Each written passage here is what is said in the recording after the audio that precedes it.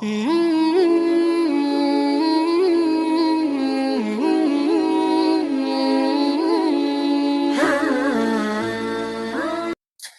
الله الرحمن الرحيم نحمده ونصلي على ورسوله الكريم رب اشرح لي صدري ويسر لي أمري واحلل عقدة من لساني يفقه قولي أما بعد alloh taologa hamd sanolar va payg'ambarimiz Muhammad Mustafa sallallohu alayhi vasallamga salom salotlar. Xo'p, uxlash odoblari, uxlash sunnatlarining 22-siga keldik. 22-si uyqu kelguncha Alloh taoloni zikr qilish, eslash.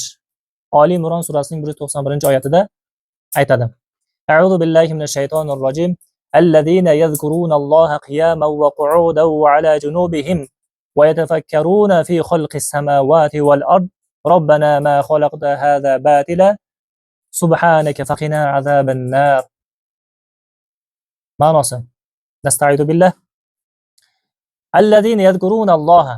O'shunday odamlar borki, kimlar desa, ulul albabni aytayapti-da, aql egalarini aytayapti. Aql egalari nima qiladi desa, ular o'shunday odamlarki, tik turgan hollarida, o'tirgan hollarida va yonboshlagan hollarida Allohni eslab zikr qilishadi. Va yatafakkaruna fi xalqis samawati wal ard va Alloh subhanahu va taolo yaratgan osmonlar va yerni yaratganligi haqida fikr yuritishadi. Robbana ma xalaqta hada batila. Va quyidagi so'zlarni aytadi. Robbimiz, sen mana shu botil narsani behuda yaratganing yo'q. Subhanaka, sen ayb nuqsonlardan pok bo'lgan zotsan. Faqina azaban nar. Albatta bizni alamli, ya'ni do'zax azobidan bizni saqlagin deb ulul albab egalari aytar ekan. Aql egalari, taqvoli insonlar, Alloh taolodan qo'rqqan insonlar yana mana shunday Alloh taolo yaratilishi haqida fikr yuritib aytar ekan. Uxlashimizdan oldin uyqu kelguncha deb aytilyapti. Uyqu kelguncha deganda, misoli to'shagingizga o'tirdingiz, to'g'rimi? To'shagingizga kelganingizda duolarni o'qidingiz, o'zingizga dam soldingiz, undan keyin kerakli oyatlarni o'qidingiz, yotdingiz yonboshlab, to'g'rimi? Ana shunda duolarni o'qidingiz, bismillahi Allohumma bismika amutu va ahya dedingiz. O'tgan darsimizda biz Allohumma qini azabaka yawma tab'asu ibadak degan duolarni 3 marta o'qidingiz. Ana shu yotgan holingizda nima qilar ekansiz? Tasbih, ya'ni zikr qilib yotar ekansiz. Aytayaptiki, o'tirgan hollarida, yurgan hollarida, yotgan hollarida Alloh taoloni eslashadi deyapti.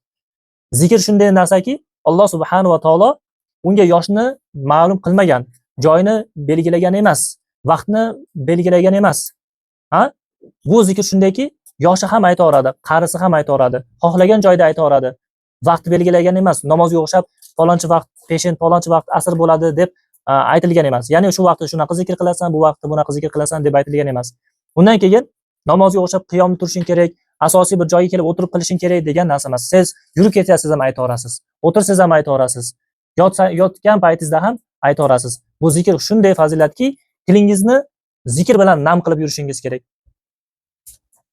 Oldingi ulamolar shunday bo'lganki, zikr shunchalik ko'p qilganligidan tillari o'rganib qolgan. Hatto hojatxonaga kirib ketayotganda zikr qilib qo'ymay deb turib, og'izlariga toshlar solib qo'yib kirib ketardi ekanda. Shuning uchun hojatxonadan chiqqandan keyin G'ufron aka deb aytadi. Nimaga G'ufron aka desa, "Ya Robbi, seni nopok joyda eslay olmadim. Ya Robbi, meni gunohlarimni kechirgin" deb kechirim so'rar ekanmiz. Qolgan vaqtlarda biz har doim zikr qilib yurishligimiz kerak bo'ladi. Hatto mo'qaning yotganingizda, uxlashingizdan oldin uyqungiz kelguncha zikr qilib yotasiz. Endi qaysi zikr qilasiz? Subhanalloh 33 marta, alhamdulillah 33 marta, Allohu akbar 33 marta, astag'firulloh va atubu ilayh 33 marta. Mana shu zikrlarni qilib yotadigan bo'lsangiz, yuqoridagi oyatning fazilatiga erishasiz. Ya'ni ulul albab odamlarning qatoriga kirasiz inshaalloh. Birinchi mana shu kunduzi ham qilib yurishingiz kerak. Tuni ham qilib yurishingiz kerak. Hatto yotayotgan vaqtingizda ham, uyqu kelishidan oldin ham shuni aytar ekansiz. 23-si. Uyqu kelmasa, quyidagi duo o'qiladi. Burayd roziyallohu anhu aytadi. Xolid ibn Valid roziyallohu anhu payg'ambarimiz sollallohu alayhi vasallamga shikoyat qilib keladi o'zi haqida. Ey Allohning rasuli, men tunlari uyqusizlikdan uxlay olmayapman deb aytadi. Payg'ambarimiz sollallohu alayhi vasallam aytadi: "Iza awayta ila firashika qachon sen to'shagingga kelganingda quyidagi duoni o'qigin deyapti. Allohumma robbis samawati sab'i va ma adallat va robbal ardina va ma qallat va robbash shayatin va ma dallat kun li jaron min sharri khalqik kullihim jami'a ay yafrutu alayya ahadun minhum aw ay yabghi azza wa jaruk va jalla sana'uka va la ilaha ghayruk la ilaha ant. Tirmizi.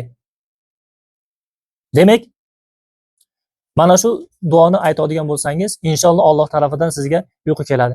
Endi shu mavzuga e'tibor bersak, bu uyqu Alloh tarafidan berilgan insoniyatga katta bir ne'mat bo'lib hisoblanadi.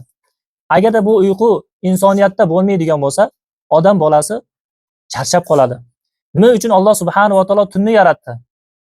Alloh subhanahu va taolo tunni yaratganligi sababi mana shu insonlar orom olishliklari uchun, tunda kuch to'plab uxlashliklari uchun tunni yaratdi. Agarda tun bo'lmasdan faqat kun bo'lsa nima qilardik? Agarda kun bo'lmasdan faqat tun bo'lganda biz nima qilardik? Alloh subhanahu va taolo sizni mana shunday bir iqlimda yaratdiki, sizni nima qilyapti? Tunni ham, kunni ham ko'rsatyapti. Xo'p. Endi qarang, Alloh subhanahu va taolo insoniyatga uyqu bergandan keyin eng kamida inson zoti 4 soat yoki 5 soat uxlashlik kerak bo'ladi. 5 soat yoki 6 soat uxlashingiz kerak bo'ladi. Endi biz ko'pinchamiz uyqu bilan mashg'ul bo'lib, umrimizning teng yarmini uyqu bilan o'tkazib yuboryapmiz. Agar 60 yil, 70 yil umr berilsa Alloh tarafidan bizga, biz nima qilamiz? Biz mana shu umrimizni teng yarmini uyqu bilan o'tkazib yuborar ekanmiz.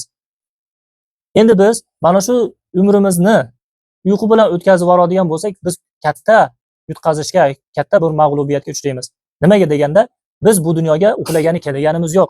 Biz bu dunyoga o'ynagani kelganimiz yo'q. Biz bu dunyoda boshqa lag'v, bema'ni, foydasiz ishlarni qilib kelganimiz yo'q. Hadislarda keladi yoki arab maqollarida keladi, ad-dunya mazra'atul axirah. Bu dunyo oxiratning ekinzori. Agar siz bu dunyoda nima mehnat qilgan bo'lsangiz, oxiratda ana shuning savobini yoki gunohini olasiz. Bu dunyoda o'ynab, kulib, yashnab yurargan bo'lsangiz, oxiratda hech narsa yo'q bo'ladi, sizni do'zax kutib turgan bo'ladi. Agar siz bu dunyoda oxirat uchun, Alloh taolo va'da bergan jannatlariga yetishish uchun harakat qilayotgan bo'lsangiz, demak bu dunyoda Alloh taolo belgilab qo'ygan hududlardan chiqmasligingiz kerak. Alloh subhanahu va taolo payg'ambarimiz sollallohu alayhi vasallam hadislarida nima dedi? Hujibatil jannati bil makarih. Jannat Alloh odam zotiga makruh bo'lgan, ya'ni nafsiga yoqmaydigan narsalar bilan o'ralgan. Hujibatil nar bis shahvat. Do'zax bo'lsa, nimalar? Odamga yoqadigan shahvatlar bilan o'ralgan. Tushunyapsizmi? Endi o'ylab ko'ring, siz o'zingizni nafsingizga ergashib, uyquga berilib, o'yinga berilib, boshqa bema'ni narsalarga berilib, vaqtingizni ketkazyapsizmi? Siz demak bema'ni, yomon yo'llarda, Alloh taolo norozi bo'layotgan ishlarda yuribsiz. Buning oqibati yaxshi emas, xayr bilan tugamaydi. Agar siz Allohning huquqlarini paymol qilmasdan, buyruqlarga itoat qilib, haromdan saqlanib, yaxshilikka chaqirib, yomonlikdan qaytarib, ibodatlarni to'liq bajarib yuradigan bo'lsangiz, ya'ni qilayotgan ibodatlaringiz xolis Alloh uchun bo'layotgan bo'lsa, demak Alloh subhanahu va taolo sizga berayotgan va'dasiga siz erishgan bo'lasiz. Demak, shu qilgan amalingizga Alloh subhanahu va taolo oxiratda sizga savob beradi va jannatga kirishlikka Alloh subhanahu va taolo o'zi buyruq beradi. Endi o'ylab ko'ring. Siz bu dunyoda oxiratingga ekinzor qilib olgin, oxiratingni shu dunyoda oxiratingni qurib olgin deb bizga muhlat bergan bo'lsa, umr bergan bo'lsa, hayot bergan bo'lsa, biz bu hayotimizni uyqu bilan o'tkazib yuborsak, juda ham katta g'aflatda o'tib ketgan bo'lamiz. Tushunyapsizlarmi? Shuning uchun biz nima qilaylik? Bu uyqumizni iloji boricha qisqartirishlikka, iloji boricha ozaytirishlikka harakat qilaylik. Men sizlar uxlamanglar demayman. Sizlar uxlanglar, lekin ma'lum vaqtgacha uxlash kerak. Endi 8 soat uxlash kerak deb aytasizlar. 8 soat emas, 9 soat emas. Bu 8 soat, 9 soat nimaga uyqu bizga shunaqa psixologiyamizga oldingi odamlar, hozirgi odamlar qo'yib qo'yyapti? Bu nimaga desa, oldin Fir'avn davrida bilasizmi? Xizmatchi ishchilar bo'lardi. Agar xizmatkorlar qullarni 8 soat, 9 soat uxlatmasdan ularni ishga chiqarib yuboradigan bo'lsa, ishga yaroqsiz bo'lib qolardi-da. Shuning uchun ularni 8 soat, 9 soat ishlar uxlatib, undan keyin ishga chiqaradi-da, ishga chiqqandan keyin ular ishlarini yaxshi mustahkam qilib qaytishar edi. Kam uxlaganning ishi bu odamga nima bo'ladi? Ish qilayotgani yaroqsiz bo'lib qoladi deb turib, o'sha 8 soatni bu qilayotgan ishchilarga, qullarga, xizmatkorlarga belgilangan ma'lum bir vaqt bo'lib hisoblanadi. Shuncha vaqt uxlashing kerak deydi. Endi siz xizmatkormisiz? Odam qulimiz? Shuncha soat uxlagani? Yo'q. Siz Alloh taoloning qulisiz. Siz Alloh taoloning bandasisiz. Siz bu dunyoda uxlagani kelmadingiz. Siz nima qilishingiz kerak? Siz uyquni vaqtisini qisqartirishingiz kerak. Siz ularni hozirgi odamlarni turib tuzib qo'ygan psixologiyasiga ishonib, 8 soat uxlashim kerak ekan deb turib, 6 soat uxlab, yana 2 soat qo'shishim kerak deb o'ylamang. Eshityapsizmi? Siz nima qiling? Ertaroq turishlikka harakat qiling. Hisob kitobni qiling. Misol uchun 5-6 soat uxlashim kerak deganingizda umr yotish kerak o'zi aslida. Umr yotgan bo'lsangiz 12, 1, 2, 3, 4, 5. 5 da turar ekansiz agar 6 soat uxlaydigan bo'lsangiz. Endi shu 6 soatga hisoblab ketaverasiz. Agar 10 da yotgan bo'lsangiz 5 da turishingiz kerak, 9 yotgan bo'lsa 4 da turishingiz kerak. To'g'rimi? Shunaqa qilib vaqtingizni, umringizni nima qiling? Qadriga yeting. Bu umr sizga faqat bir marta beriladi. Keyin yana tirilaman, keyin yana bu dunyoga qaytaman, keyin yana ko'zim ochilgandan keyin harakat qilaman deb qolmang. Hozir tanlab harakat qilishligimiz kerak bo'ladi. Endi mana bu mavzuga keladigan bo'lsak, uyqu kelmasa deyapti. Bu uyqu bir ne'mat ekan. Ba'zi bir insonlar borki, kechalari uxlay olmaydi. Uyqusi kelmaydi. O'shunaqa kasallikka mubtalo bo'lib qolgan insonlar bor. Men ko'zini yumsam uyqu kelmaydi. To'shaklarga o'ranib yotsam, hamma yo'qni qop-qorong'i bo'lsa ham, tun bo'lsa ham uxlay olmaydi. Siz bizlarga nima berilgan? Shunaqa katta bir ne'mat berilganki, ko'zimiz yumsanglar shapida uyquga ketib qolamiz ba'zilarimiz. Ba'zilarimiz sekin uyquga ketamiz. Qisqasi uyqu Alloh beryapti bizga. Lekin buni beryapti ekan, Allohning fazli ekan, ne'mati ekan, bundan yaxshi foydalanib olish kerak deb turib, bir yo'l uyqudan boshingizni chiqarib olmang. Balkim uyquni o'zining chegarasini qiling. Eshityapsizmi? Demak, nima qilamiz? Uyqumizni vaqtisini qisqartirishlikka harakat qilishligimiz kerak. Lekin uyquni ham sifatli qilish kerak. Qanday sifatli qilamiz? Biz yuqoridagi amallarni ko'rib chiqdik. Ana shu amallarga rioya qilsakkina uyqumiz sifatli bo'ladi. Undan tashqari soat iloji boricha kechki soat 11 da ko'zingiz uyquda bo'lish kerak. Ya'ni badaningiz to'shak ustida yoki o'sha yotoqxonada yotadigan payt bo'lish kerak, uyqu bo'lish kerak. 11 dan boshlab. 11, 12, 1. Mana shu 2 soat yo 3 soat, 4 soat vaqtingiz eng asosiy vaqt bo'ladi. Uyquning barakasi mana shu vaqtlarda bo'ladi. Endi siz boshqa vaqtda uxlaysiz, kunduz uxlaydigan bo'lsangiz, kunduzgi uyqungiz hech ham barakasi yo'q bo'ladi. Kunduzda ming uxlasangiz ham, kechgacha uxlasangiz ham, kechki vaqt uxlaganning barakatiga erisha olmaysiz. Lekin 3 ta uyqu bo'ladi kunduz, bilasizmi? Birinchisi haylula, ikkinchisi qaylula, uchinchisi aylula bo'ladi. Haylula qaysida? Halla yahillu ertaman bomdoddan keyin uxlash. Bu rizqini to'sadigan uyqu bo'ladi. Ikkinchisi bo'lsa, bu qaysi uyqu? Qaylula. Bu abedda, ya'ni peshindan oldin yoki peshindan keyin 1 soat atrofidagi uyqu bo'ladi. Mana shu uyqu payg'ambarimizning sunnati bo'ladi. Bunda baraka bor. Ozgina uxlasangiz ham ko'p uyquning sifatini olasiz.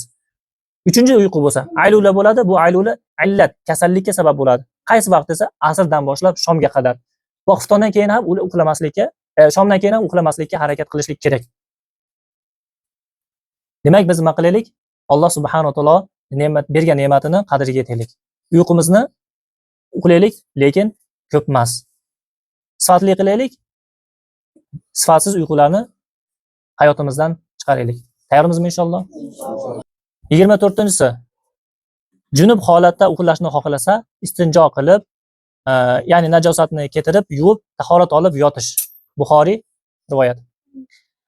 Qolat Aisha roziyallohu anha kana Nabiy sallallohu alayhi vasallam idza arada ay yanama wa huwa junubun ghasala farjahu wa tawadda lis-salah. Aisha roziyallohu anha aytadi, Nabiy sallallohu alayhi vasallam qachon junub hollarda uxlashni xohlasalar, farjlarini yuvar edi, namoz uchun tahorat olar edi. Bu nima degani? Ya'ni payg'ambarimiz sallallohu alayhi vasallam hayotlarida qilganligi uchun Oysha roziyallohu anha onamiz ko'rganlar va buni rivoyat qilyapti. Endi qarang, junub degani nimani tushunamiz? Junub deganda bu ehtilom bo'lib qolishlik yoki o'sha ehtilom qachon bo'ladi desa, bo'ydoqlarda bo'lib qoladi. Bu bir. Ikkinchidan uylanganlar junub bo'lib qoladi. Mana shunday holatlarda biz nima qilamiz? Agarda havo yuvinishlikka, g'usl qilishlikka, cho'milishlikka imkoniyat bo'lmasa, misol uchun sovuq bir joyga masofaga ketib qoldingiz, uzoq bir joyga mehmonga borib qoldingiz yoki bir uyingizda svet o'chib qoldi yoki sovuq suvlar bor, qor yog'ib qolgan bir sharoit bo'lmay qoldi, qisqasi shunaqa bir holatlar bo'lib qoladigan bo'lsa, siz yuvinishlikka erinayotgan bo'lsangiz yoki yuvinsangiz bir kasallikka uchrab qolishligidan qo'rqadigan bo'lsangiz yoki shunga o'xshash bir holatlarga duch kelib qolgan bo'lsangiz, uni nima qilar ekansiz? Faqat ana shu najosat chiqqan avratingizdagi najosatlarni yuvasiz, tozalaysiz, undan keyin nima qilasiz? Tahorat olasiz. Xuddi namozga tahorat olgandek. Istinjo nima degani desa, istinjo degani bu ichki tahorat. Ichki tahorat. Bu qanaqa ichki tahorat deganda, biz tahorat olganimizda, hojatxonaga kirganimizdan keyin bavul qilamiz yoki najosat chiqarganimizdan keyin suv bilan oldimizni va orqamizni yuvishlikni istinjo deb aytadi. Istinjoda ham ikki xil, uchta hukmi bo'ladi. Mustahabi bo'ladi, sunnati bo'ladi, vojibi bo'ladi. Mustahabi bu yel kelsa ham borib turib nima qiladi? Issiq mamlakatlarda shunaqasi bo'ladi. Nimaga degan, yel kelganda yoki har hojatxonaga kirganda orqa oldini yuvib turgani bu mustahab bo'ladi. Endi ikkinchi varianti bo'lsa, ikkinchi variant bu sunnat bo'ladi. Qachon najosat chiqqan bo'lsa, najosat chiqqan joyini yuvib qo'yishlik bu nima qilinadi? Sunnat bo'ladi.